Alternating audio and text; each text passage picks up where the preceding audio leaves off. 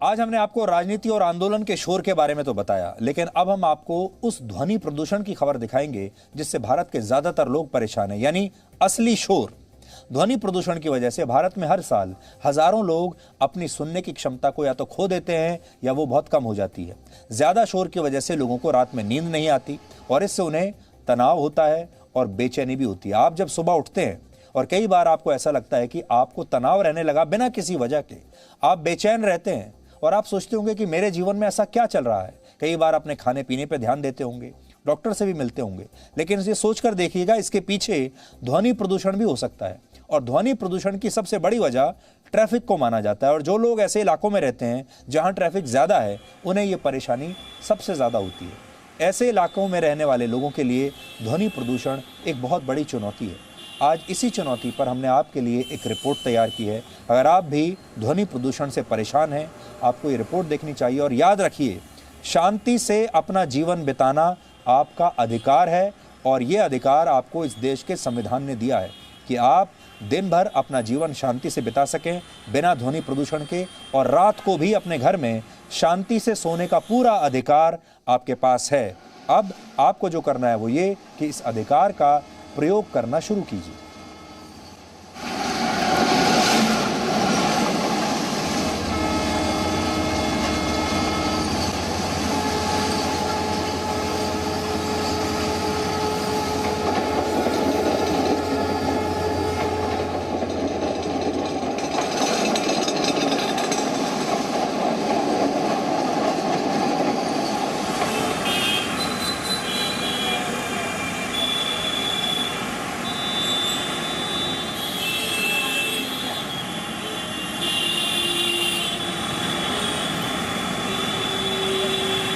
जब कोई बिल्डर घर बेचता है ना, तो बताता है कि आपका घर किसी खूबसूरत हाईवे के किनारे है, इसलिए उसकी कीमत ज्यादा है। लेकिन क्या आपको मालूम है कि किसी हाईवे या फ्लाईओवर के किनारे बने घर की कीमत आपको अपने स्वास्थ्य के जरिए चुकानी पड़ती है।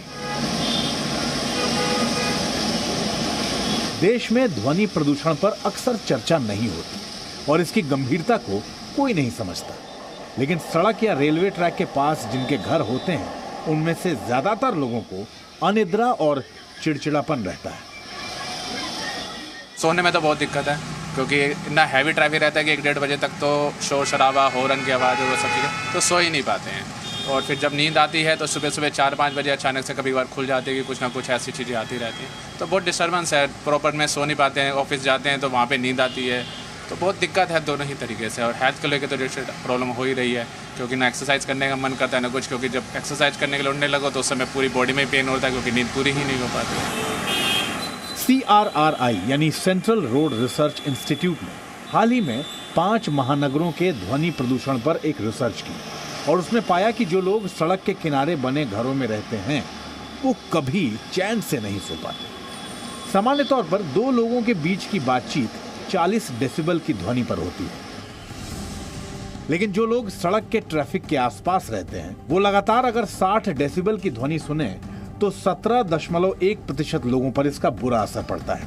और इसी तरह अगर वो ध्वनि 70 डेसिबल तक पहुंचती है तो उससे 29.4% लोग प्रभावित होते हैं। 75 डेसिबल ध्वनि पर 39.6% और 80 डेसिबल ध्वनि हो तो 49.6% लोगों पर इसका बुरा असर पड़ता है और वो लोग अनिद्रा और चिड़चिड़ेपन का शिकार हो जाते हैं। आपको ये जानकर हैरानी होगी कि दिल्ली में दिन के ट्रैफिक का शोर औसतन 77 से 80 डेसिबल और रात में 55 से 65 डेसिबल रहता है, यानी दिन में दिल्ली की आधी जनता ध्वनि प्रदूषण से परेशान रहती है। हमने दिल्ली के मथुरा रोड पर अपोलो अस्पताल के पास ध्वनि प्रदूषण की स्थिति जानी। आपको जानकर हैरानी होगी कि नो हॉकिंग जोन होने के बावजूद भी वहां इतना ज्यादा ध्वनि प्रदूषण है। अपनी कार में बैठकर खिड़कियों के शीशे बंद करके एसी चलाने के बाद समझ में नहीं आता कि बाहर कितना शोर है। दिल्ली में की गई एक स्टडी कहती है कि लगभग 26% लोगों को स्लीप डिसऑर्डर है बिकॉज ऑफ नॉइस। तो ये एक बड़ी समस्या है क्योंकि वो सड़कों के बगल में रहते हैं और ट्रैफिक ऑलमोस्ट उनके बेडरूम तक आ गए हैं। गवर्नमेंट ऑफ इंडिया ने एयर पोल्यूशन को हेल्थ हैजार्ड घोषित किया हुआ है, लेकिन नॉइज़ के ऊपर अभी कोई गाइडलाइंस नहीं है, जबकि WHO कहता है कि नॉइज़ एक सीरियस हेल्थ हैजार्ड है। तो हमें इस बारे में सोचना चाहिए। सड़क के अगल बगल बने हुए घरों में रहने वाले फिर भी केवल कार और ट्रक के ट्रैफिक के शोर से परेशान रहते हैं, लेकिन जरा हालात उनसे पूछिए जो रेलवे ट्रैक के आसपास रहते हैं।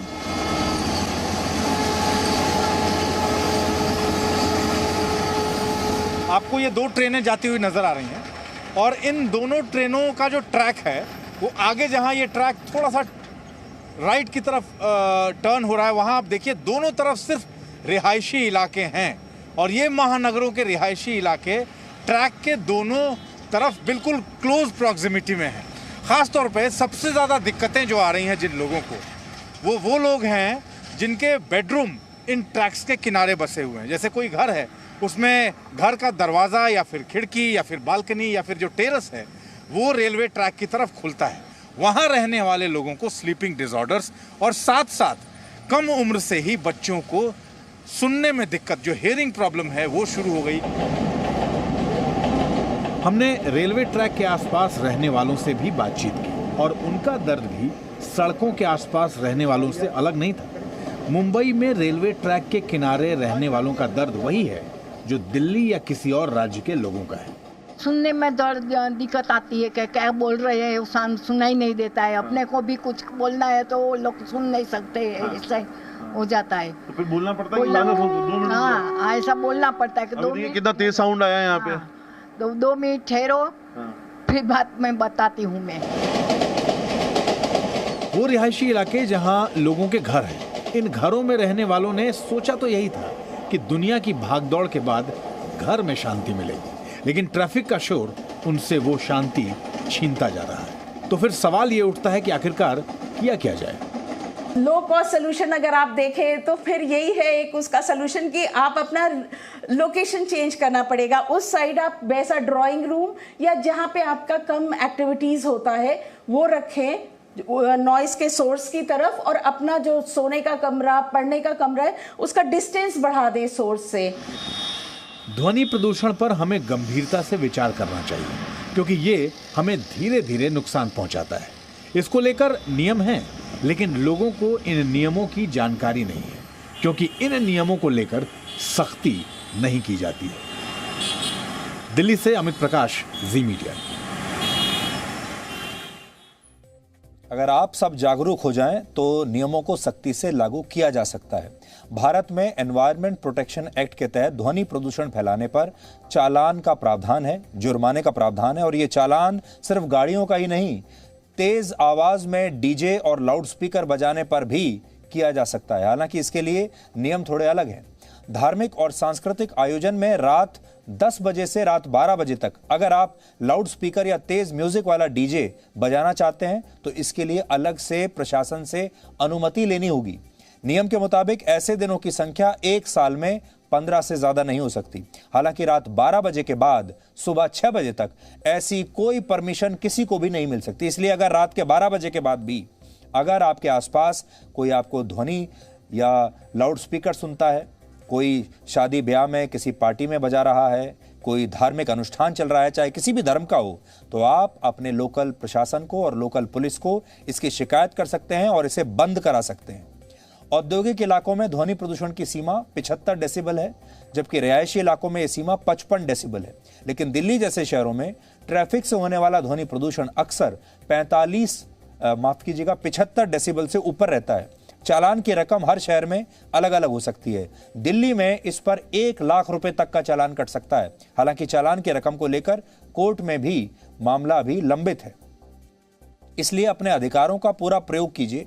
आपने देखा होगा बहुत सारे लोग ऐसे हैं जो अपनी मोटरसाइकिल में साइलेंसर निकाल कर चलाते हैं। ऐसे लोगों का आप तुरंत पहले उनका नंबर नोट कीजिए और पुलिस में उनकी शिकायत कर दीजिए। इनके वीडियो बनाइए। आप चाहें तो आप ये सब कर सकते हैं। और दुनिया भर में जो अच्छे विकसित देश हैं वहां पर इस तरह की नियम है वहां पर कि आप सैटरडे और संडे को खास तौर पर अपने घर में कोई ऐसा काम नहीं करा सकते जिसमें आपको ऐसा कोई काम करना हो जिससे शोर होता हो, जिससे आपका पड़ोसी डिस्टर्ब होता हो। ऐसे बहुत सारे देश हैं जहां पर आप दिन ढलने के बाद कोई ऐसा काम नहीं कर सकते जिससे आपके पड़ोसी को या आसपास के लोगों को आपके पड़ोस में कोई असुविधा होती हो, और वहां इन नियमों का पूरा पालन किया जाता है। App Store. Download it now.